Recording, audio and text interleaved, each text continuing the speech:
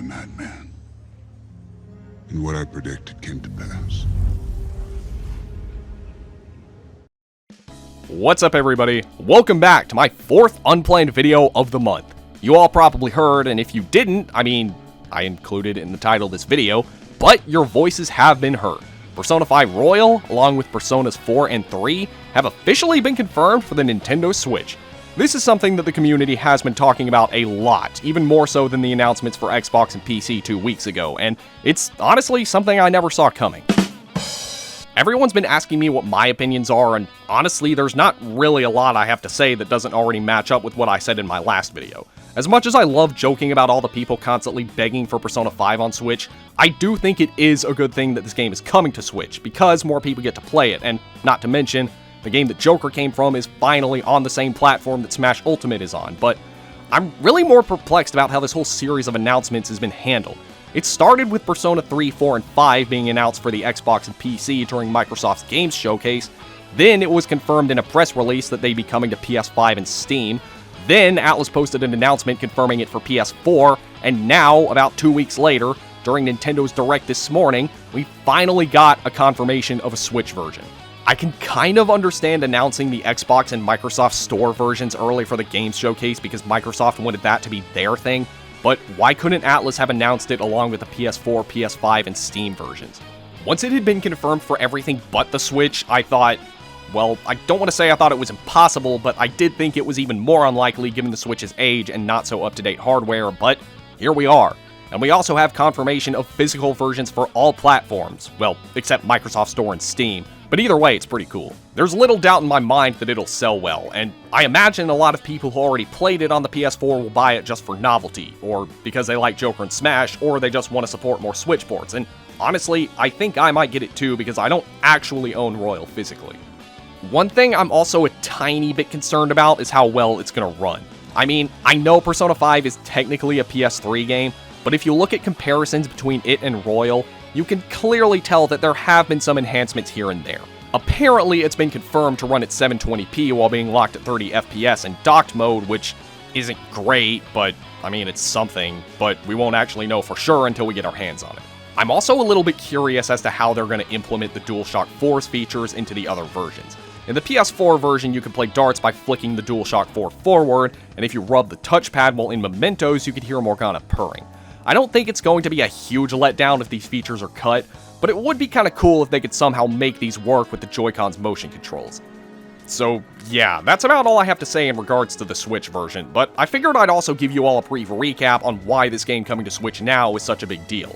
Persona 5 came out on PS3 and PS4 in North America on April 4th, 2017, about a month after the Switch had come out. There were a handful of people hoping for it on Switch because Persona 3 and 4 both got re-releases on handheld consoles, and I mean, they weren't going to put it on the Vita, but not many people were discussing this because I think most people were more concerned about whether or not the Switch was even going to be successful at all, because it had only been announced about 6 months prior, and it was coming out right in the middle of the 8th console generation, the same console generation that Nintendo had released this abysmal failure. This all changed on December 6, 2018, when Joker was confirmed to be the second DLC character for Super Smash Bros. Ultimate at the Game Awards. This blew everyone's mind because Persona 5 was still exclusive to PlayStation consoles, and yeah, I guess you could say that Joker was on a Nintendo console with him being in Persona Q2, but that was a spin-off on the 3DS, which had only come out about a week earlier, and it was only in Japan. We wouldn't even get that game in English until a few months after Joker had come to Smash. On December 30th, we got a teaser for, well, Persona 5 R, which didn't really tell us anything except that there would be another announcement, and it opened up with the PlayStation logo anyway, so this wasn't going to be it. Then everyone assumed that Persona 5 S was going to be the Switch version, but this instead turned out to be Scramble, another spin-off, which would be coming to Switch, but it didn't play like the original game. Speculation would slowly start to die down after that, but in early 2020, in an interview with IGN, Atlus's communications manager at the time had this to say: "I'm a strong believer in never give up hope. You want what you want, and if you don't let us know it, we're never going to be able to make it." The community saw this, and this is where things started to take off. They got a hashtag called BreakFreePersona trending. People were replying to Atlus's posts, oftentimes ones that had nothing to do with Persona 5, and some people went way too far with it. They were harassing Atlus's employees, flooding comment sections, dislike bombing the trailer for Persona 5 Scramble, bombing all the Megaton games with negative user reviews on Metacritic. It was a mess. Probably the most well-known example is with a Twitter user known as King Goomba, who pretty much posted nothing but replies to all of Atlus and Nintendo's posts using this hashtag and begging for Persona 5 on the Nintendo Switch. Even after the hashtag started to die down, this guy refused to give up, and was continuously doing it up until, well, this morning. He was so well known he was actually trending a couple of times this month.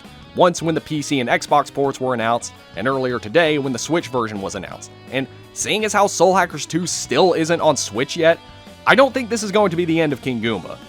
But now I'm just kind of wondering where things are going to go from here.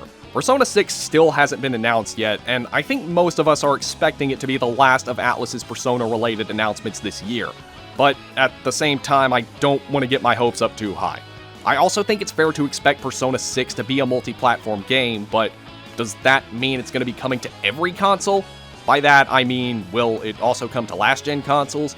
We're still in that weird kind of transition between the 8th and 9th console generations, and we're still getting games for the last generation, but these consoles won't last forever, and the further in we get, the less multi-gen games we're going to be getting. I am aware that Persona 5 still came out on the PS3 in 2017, and Persona 4 came out exclusively on the PS2 in 2008, even though I do think that decision was stupid and it would have sold a lot better had it also been on the PS3 and or Wii, but Persona 6 is going to have a lot more hype to live up to than 4 and 5 did, and even if Persona 6 does end up coming to the Xbox One and or PS4, I'm not expecting it to come to Switch. In fact, I'm actually kind of hoping that Nintendo announces a new console sometime soon, but that's a topic for another video. I'm also a bit worried about how this is going to affect the sales of Soul Hackers 2. The closer we get to release, the less I'm seeing that game being discussed, mainly because everyone seems more excited for these Persona ports, which are actually coming out after Soul Hackers 2. I'm hoping I'm wrong, but from what I've seen, things are not looking up for this game. But let me know what you all think. Are y'all excited? Are y'all disappointed? Were you previously planning to get these games on PC or Xbox, but now going to get them for the Switch? Be sure to let me know in the comments. If you enjoyed this video, consider rating, commenting, and subscribing. Consider checking out my other links in the description. And if you want to support me financially, consider leaving a Ko-Fi donation. Until the next video, I will see you all later.